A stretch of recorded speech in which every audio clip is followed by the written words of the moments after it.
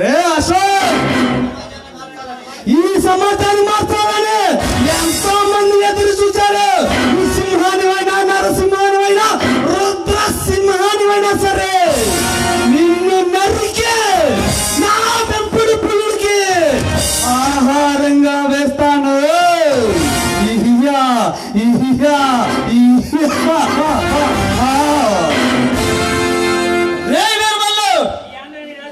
ఈ ఆంధ్రాన్ని నాశనం చేయాలని చూస్తున్నా నీలాంటి నరరూప రాక్షసుల్ని పాతాళానికి తొక్కడానికి వచ్చిన ఈ ఆంధ్ర సింహాన్ని రా.